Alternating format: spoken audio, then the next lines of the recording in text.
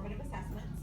So what we're going to be focusing on is looking a little bit more deeply at our standards. I'm going to be giving some example standards that are from ELA content, and I use those standards just because they kind of branch out into a lot of content areas. But then after we do that, if you have your own standards that you want to take a look at, or scales that you're working with, we can look more closely at those too. And since we have such a small group, you know, it's just, we can really have discussions and answer questions and see how this can relate specifically to our individual, you know, your classrooms or your role as an LD coach, and how you can support maybe PLCs with this work.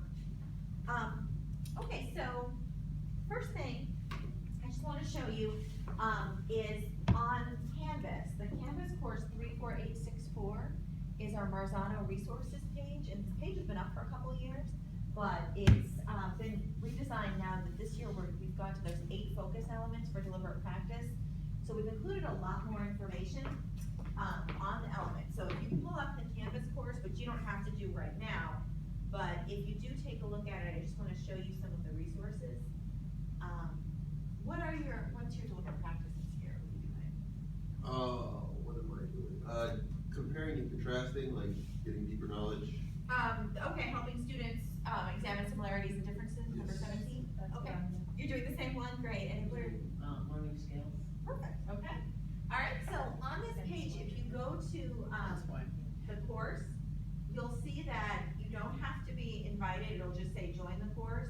If you've already enrolled, it'll say drop this course, so you'll know you're enrolled, but you just have to join it. And then the home page has all of the elements listed, whether it's a deliberate practice element this year or not, all of the 41 elements in Domain 1. And if you click on the element for your deliberate practice, you'll see that we've included a lot more information. So I'm just gonna click on the one for learning goals and scales. And this is, you'll see the same information for all of the elements regardless, but I'm just gonna look at this one. You'll see the elements going to be defined, and then it will explain connections to other elements in the framework. There'll be how-to, either videos, PowerPoints, links to other resources that can give you information on how to use the element in your classroom, and then how to monitor for that element also.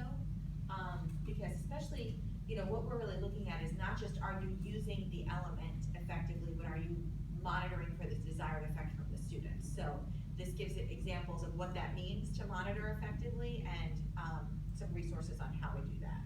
I just want to say, I had sent that out, because I remember when you had sent an email to us that Oh, was great. updated, and it was sent out to everybody, but I'll send it out again. Oh, that would be too. perfect, great, okay.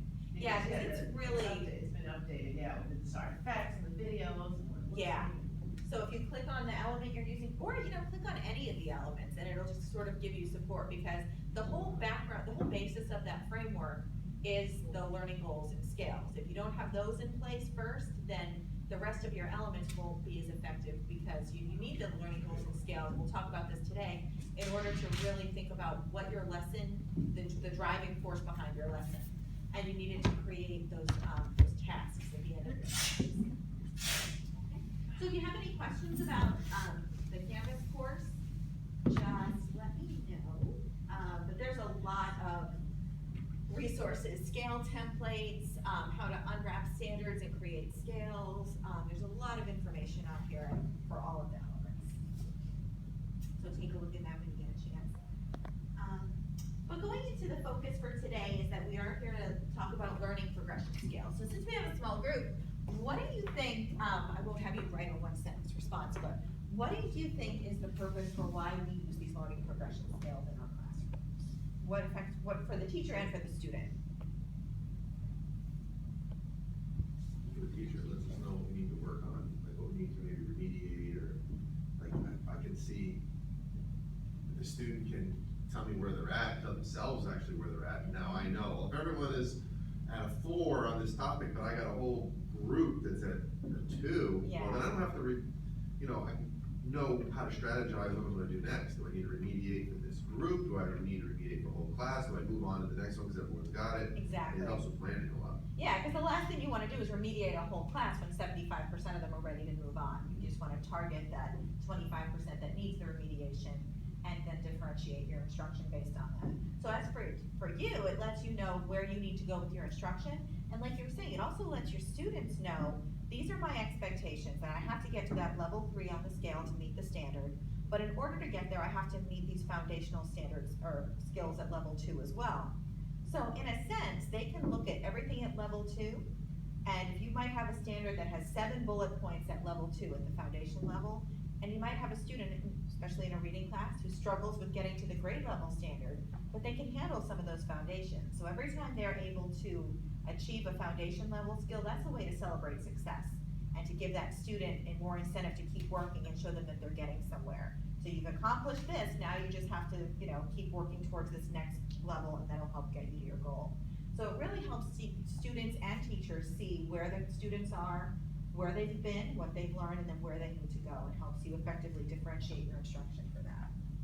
So there's definitely, a reason behind it, but the reasoning and then the translation into a classroom setting might be two different things. We understand the reason behind why we have scales, but how's it been going for you in your classrooms now that we're in the 4th year of implementing learning goals and scales? What are you finding, some pros and cons?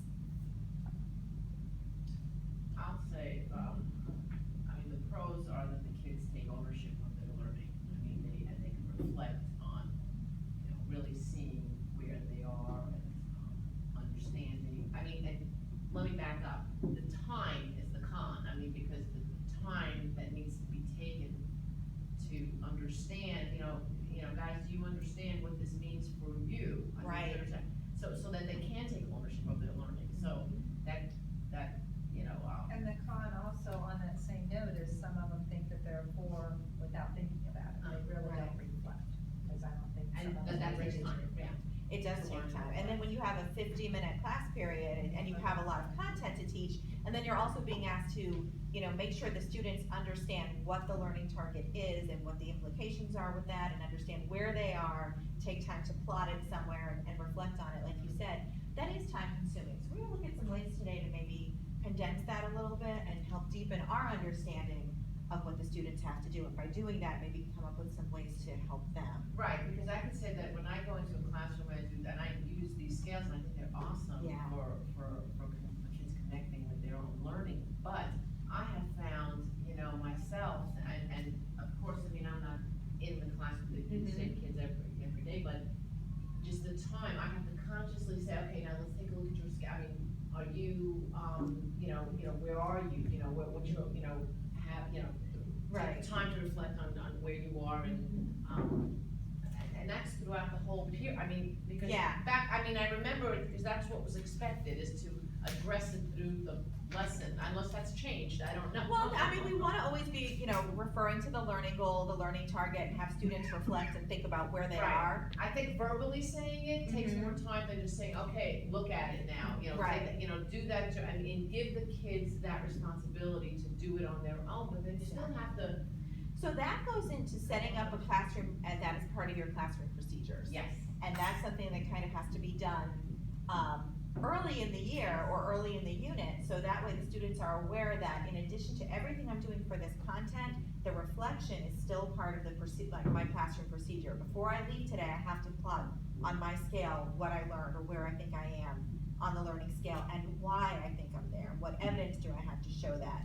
So in some cases, it might just be a ticket out the door, which is a quick formative assessment. So we're gonna look at some ways to do that, and to make sure that you're understanding where your students are and incorporating into that valuable and short class time, incorporating ways for you to know where they are and for them to know where they are in relation to a scale.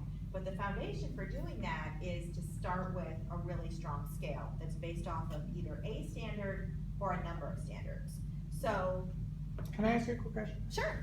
Sometimes, teachers will ask me about how often it's supposed to be used, as far as should it be a daily thing. I know I heard you just talking about that a little, but, they asked me, should I be doing this every day, physically every day, the beginning, at the end of the period? Right.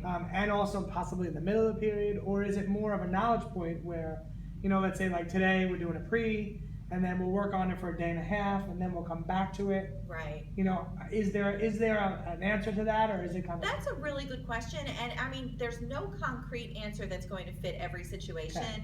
It's really gonna depend on, like you said, the learning points, like where the teacher feels in this lesson, okay, I've given the students some new content, let me see where they are before I start with what they know or what they think they know. And now that I've introduced some content and we've kind of discussed it a little bit, they kind of need to plan those strategic points for reflection. For the student to take a look at their scale and say, now that they've been given this content, and we've kind of just covered maybe DQ2 knowledge, where they're introducing and first interacting with that content, let me see where they are. And have them be able to, in some way, either write or describe or communicate why they believe they're at that level, Okay. based on the targets on the learning scale, Okay. and then go from there. Okay. Because if they wait too long between those reflections, they might be covering a lot more than they need to without the students having in-depth understanding. Mhm. So it really depends on the complexity of the lesson, and then how much is being communicated. Okay. Yeah. Something to add to that, just for when if a teacher asks you that question, like, using a scale is a skill for us as much as anything is that we're asking the students to do. Right. So like, that was my deliberate practice last year. So I was completely lost on using them, and I had the same question, well, when do I do it? Yeah. So just like any other skill, I just started out, and now this year I'm a little bit better than I was last year. I just started out doing it at, like when I would do a unit, I have like my standards, and the kids got a copy of it. So at the very beginning of the unit, like, we maybe did a preview, that's it, Right. rate yourself. So I got a lot of ones. I told them, everyone should be putting one, Yeah. maybe two if you saw it on television once. And then halfway through the unit, we do it again, and some of those numbers go up, and the third one is before the final exam at the end of the year. So for me, that's how I did it, so that I could learn how to use this thing called a scale, Right. versus like jumping right in and Yeah. doing it here and there and everywhere when you're really not familiar with using it. Right. So that might be a way to approach a teacher who's never created an interactive scale, is they have to learn that skill too. Right. So So, maybe Tina, doing how it did just that a work for really you? big, really well. Now this year, I refined it, now I'm able to, because I saw how it worked with kids and I saw how it worked in my classroom, now I'm experimenting with using it also in like more frequency, Okay. on a smaller Right. scale, like on a, not to use the word scale again, but on a, Yeah. smaller scope. Mhm. Maybe at the end of a day's instruction, Okay. as opposed to just beginning of the unit, middle of the unit, review for the final. Right.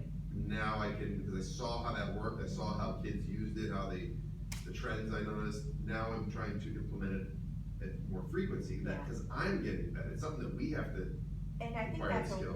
that's a critical point, that, like you said, it's a skill that you have to learn, so you really were strategic about it, in the sense that you didn't put too much on yourself at once, and you use the scale for its purpose, which is to inform your instruction based on what their students' needs are. So by giving it at the beginning of the lesson to see, okay, all my students are at a 1 or should be at a 1, that ensured that, okay, I actually have to teach these standards, it's not something that I already have background knowledge, or that I already know, or that they already know. So, and then after some instruction, okay, you're seeing that your instruction is being effective, but you're also starting to see where you need to differentiate, which students are really getting it and which aren't.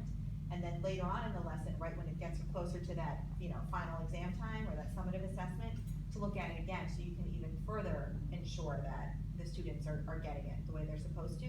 So then if you can go back and do that more frequently, with an understanding that that's the purpose of using that scale, then that can help tier your lessons as well, because you'll be able to see with more frequency who needs the extra support and who's ready to move on and extend their learning.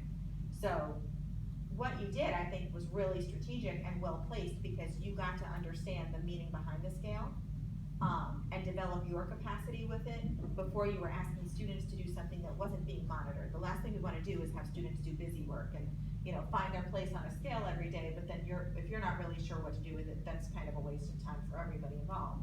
So that's something to consider, like for teachers, and this might be something when you're coaching and working with them on their scales, is to have them sort of determine where in their lessons they feel it's going to be necessary to assess their students on a scale or with a formative assessment.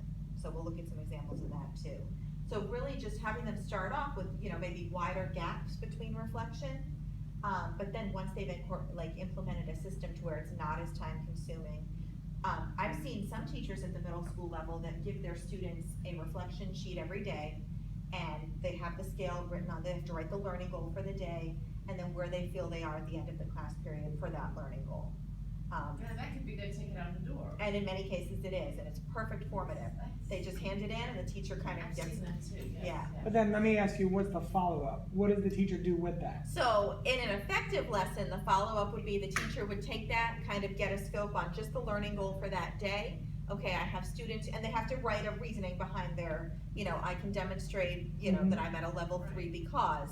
So if the teacher sees that they have a majority of students who are saying they're only at a level 2, then the teacher knows that they have to continue or maybe reteach some of that same work from that day. Or if the majority are at 3s and 4s, that they can go forward. So it's just a quick formative way of determining where the focus of the lesson can go over the next few days, and then which group of students who are still at 1s and 2s might need some remediation. And all of that could be chunked in any way that the teacher best sees Right. what the need is.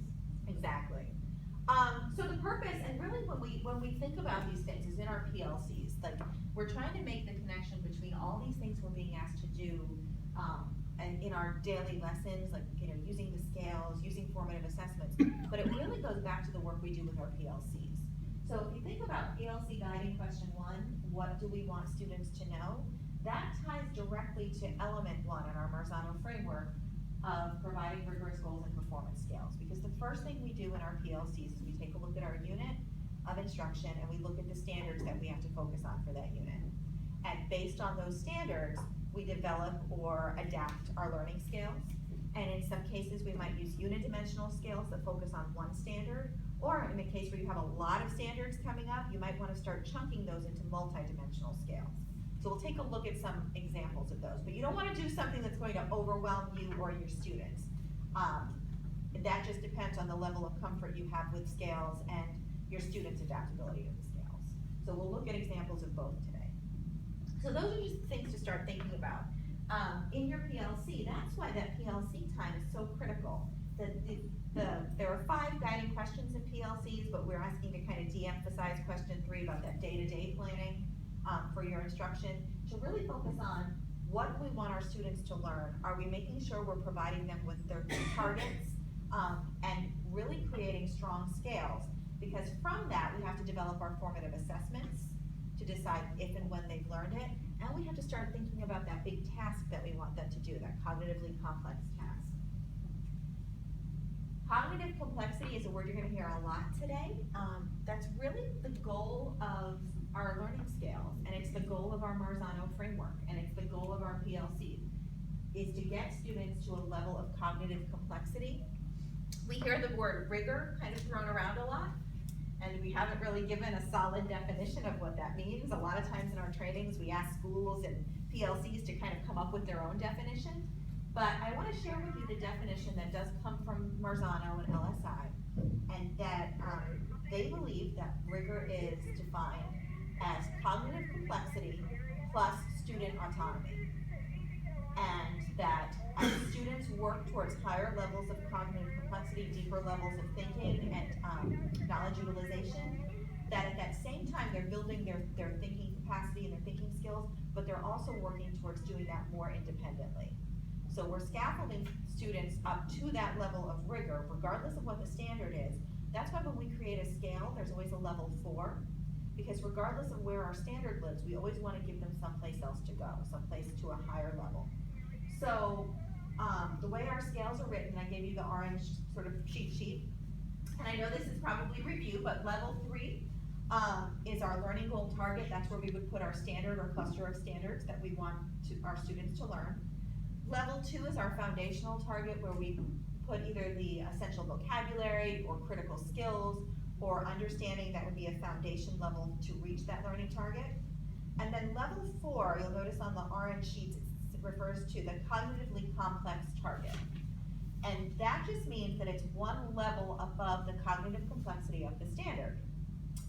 So then the next question would be, how do we know the cognitive complexity level of the standard? So that is the first thing that we'll take a look at today. I gave everybody the Marzano taxonomy, the white paper.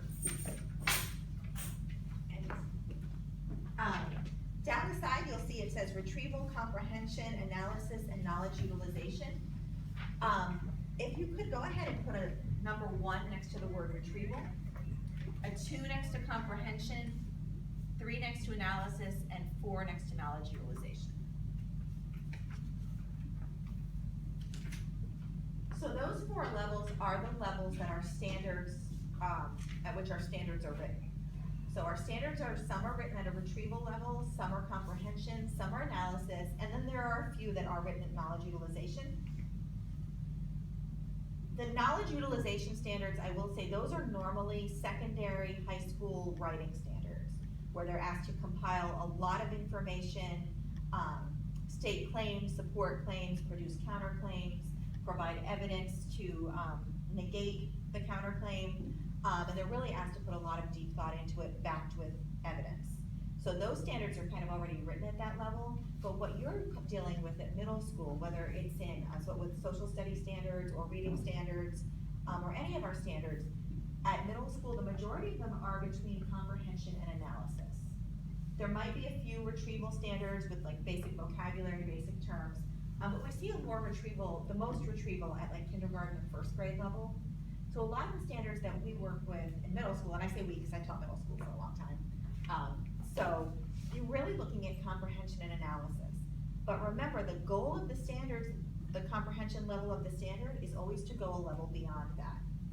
So our goal is to determine which are our highest level standards, and then to give students the opportunity to go to the next cognitively complex level and get them to knowledge utilization.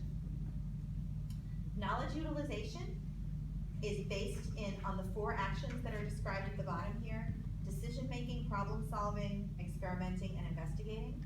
And that aligns to our DQ4 tasks. When you hear us talk about design question 4 on the Marzano framework, element 22 is helping students to generate and test hypotheses, was the language that was used. They're taking that language out because what content area do you think of when you hear that? Science. And it's not just about science, it's about applying decision-making skills, problem-solving, experimenting, and investigating regardless of content area. So they're changing that language, just helping students generate cognitively complex tasks. But going back to our scale and our standard, I want to demonstrate for you the way we can look at standards to determine their complexity level, because you really have to understand the complexity level of a standard in order to create an effective scale. So on the blue sheet, I've done a couple of things. On one side, you'll see grade 7 reading literature standards, and then on the other side is a 6-step process for creating learning targets and scales. So just for a minute, take a look at the 6-step process for creating scale. It says after your team prioritizes a standard, so this is just, you can do this for one standard at first, even if you are in the process of creating multidimensional scales. The first thing that we ask you to do is to really determine what is the standard asking the students to do, and at what cognitive complexity level is the standard.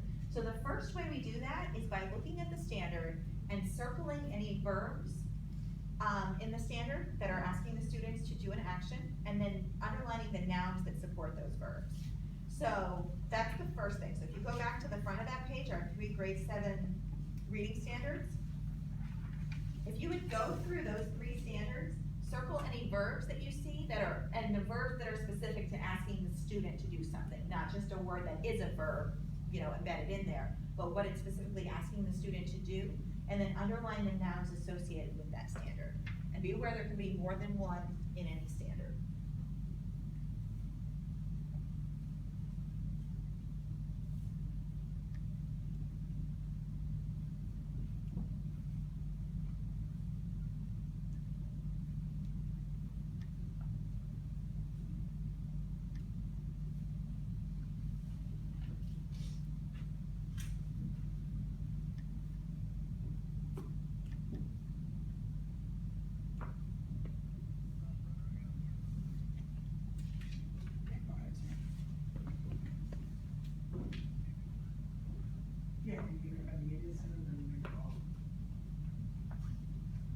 Yeah, and then we'll call one of the side rooms. I got my computer, so we'll access the number from that.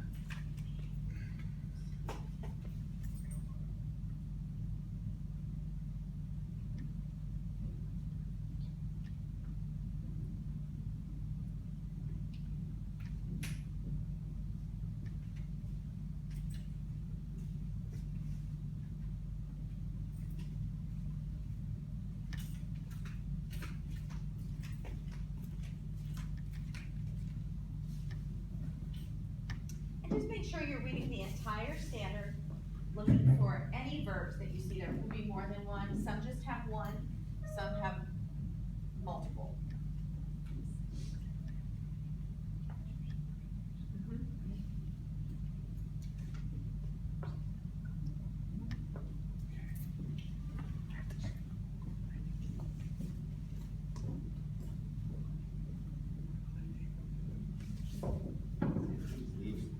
Yeah, that's why. I wanna make sure he's in the next session over. I'll grab him real quick and then talk to you. And then once you've done that, the next step in the six-step process is after you've circled the verbs and underlined the nouns, go ahead and chunk the standard, like draw a line, maybe between, to separate the verbs. If it's a standard that has more than one verb, more than one thing it's asking the students to do, draw a line to kind of chunk those different sections of the standard. And I think that only applies to one standard on here.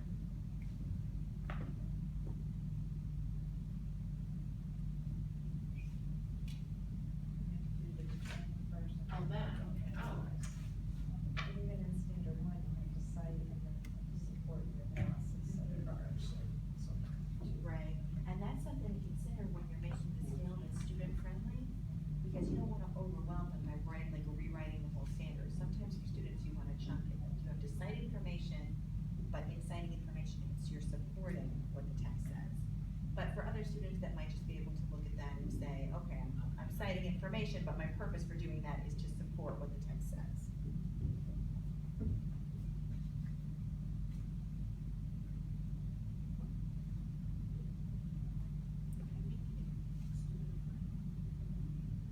We're making it student friendly. So this is, the first step is we have to create a scale for us in our PLC, then we can make it student friendly, right? Or you can do both at the same time, I know. it just depends on, I mean, in But PLCs, slamming it up there for what the teachers are using is not, you know, I mean, The kids that's what we don't get came that. through, yeah, when we first started with these scales out. Yeah. You know, like, oh gosh, I this is know. not, this is not. But if you have the cheat sheet flipbooks that do it for you, I like those flipbooks, yeah. My Oh, brain's not those bursting. yes. those were great. That's right. That's right. I know you do, because I have a couple in my room. Alright, so let's take a look at the standards. For the first standard, 1.1, what is the standard asking students to do? What verbs did you circle? To cite, and then what are they citing? Right, so they're citing textual evidence. Was there another verb? Did you circle support also? Okay, because in citing evidence, they are supporting what the text says explicitly as well as inferences drawn from the text. Now this inadvertently tells us that students need what skill in order to be able to do this? Inferencing.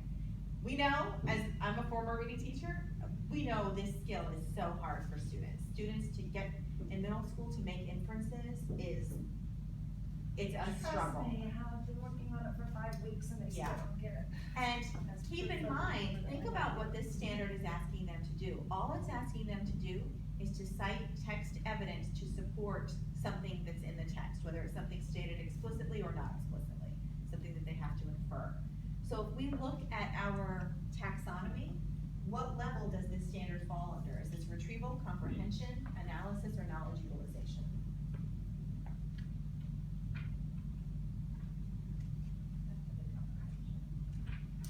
Yeah, which one? It's comprehension, it's just the student demonstrating that they understand the text because they're able to go back and find evidence to support their answer. It's not asking them to go to any deeper cognitively complex level of thinking, it's just find something in the text to support what the text says.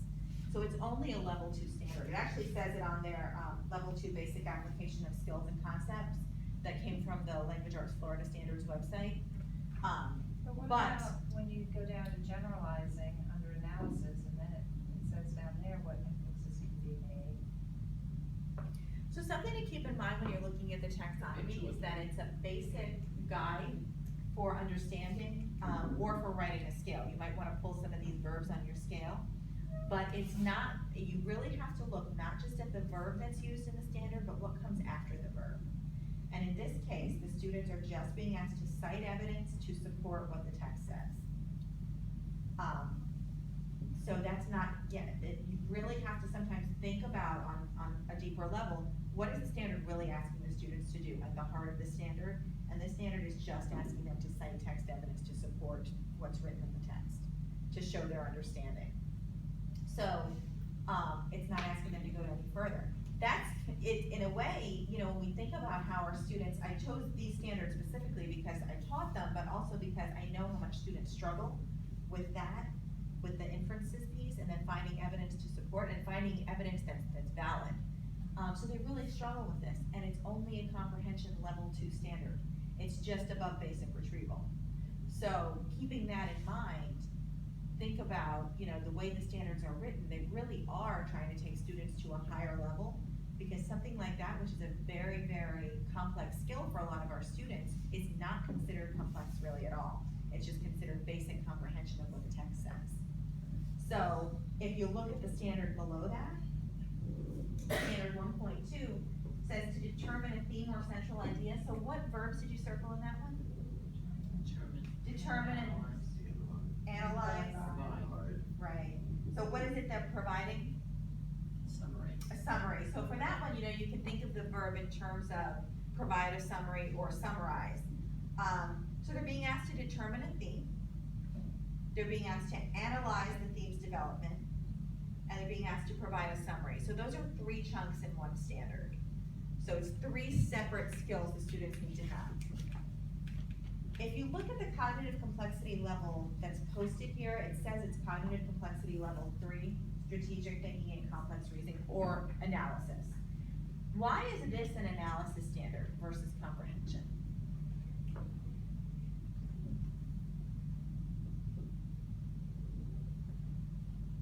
Form conclusions? They definitely have to form conclusions, To make connections. make connections. If you think about it, the first chunk of the standard, determining the theme or a central idea, is that analysis or is that comprehension?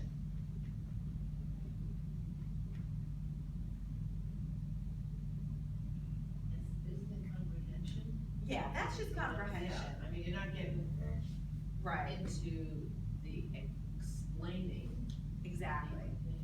So that piece of it is comprehension, just let me tell you the theme, basic idea behind it, or central message. And then they're being asked to analyze the development of the theme. And you could even argue that analyzing the development of the theme is really just a scope and sequence of events. That probably could be argued and say that that's still comprehension.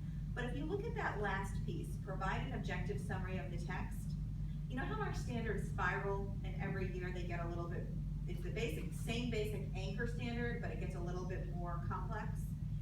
That standard in 6th grade says the same thing.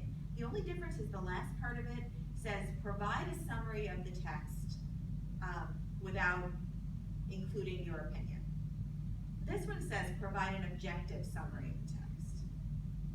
In order to be objective, students have to think on deeper levels.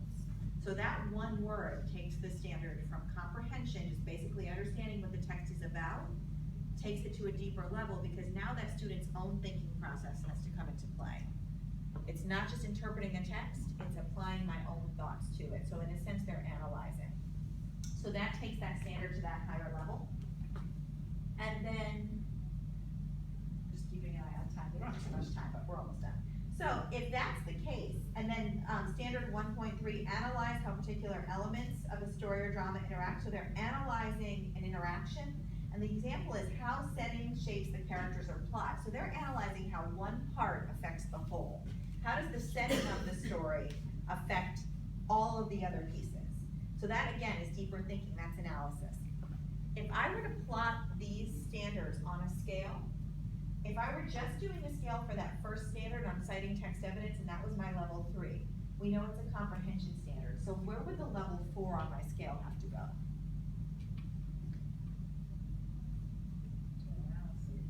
To analysis. So the analysis level 4 of a comprehension standard might, if I look at my taxonomy, I might say, okay, at analysis level, compare and contrast would be something that students would have to be able to do at an analysis level. So I might have students compare and contrast multiple texts with the same main idea or something of that.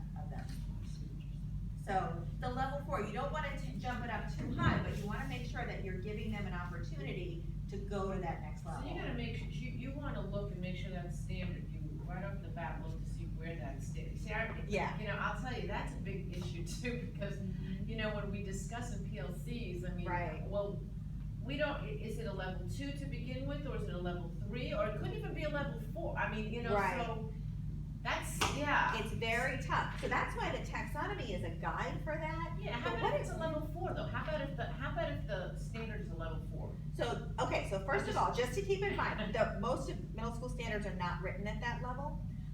Some of the high school, like the writing for Okay. opinion standards are, but you really have to ask yourself, what is at the heart of it? Let me break the standard down, what are the students being asked to do? And that's why, like, on those standards, that's why I use these examples, because for that first one, they're just citing evidence from a text, that's just showing they understand the text. On the second one, they have to go into thinking a little bit more deeply, because they're not just determining a theme and summarizing, they're having to be objective in their summary, and, basically state it from a certain point of view, so that takes a little bit of a deeper level. So, sometimes what you have to do is think of the standards in terms of, okay, what do I think they're being asked to do? But then think about what foundations do the students need in order to be able to do this? So for standard 1, and that's why we would go then to, if I pull this back up, after you chunk the standard, the next thing you do is unpack the foundational targets and think to yourself, if you're not quite sure what taxonomy level it falls under, go to that level 2 on the scale and start thinking about what do students need to be able to do in order to achieve this. And for example, if you look at standard 3, analyze how particular elements of a story or drama interact. We said that's an analysis standard, but a way to think about it is, if they don't understand the text, would they be able to do that? If they can't cite evidence from a text to show just a basic, what the text says explicitly, are they able to achieve that standard? No. So they need another standard at a lower level to help them achieve that. So that kind of tells you they need comprehension of the text before they can go deeper into it. So sometimes if you're really not sure, the best thing to do is start thinking about the foundations for that standard. What vocabulary do they need? And start plotting these things at level 2. What vocabulary do they need? What basic skills? Maybe what other standards in that same unit or that same sequence of standards do they need to help them?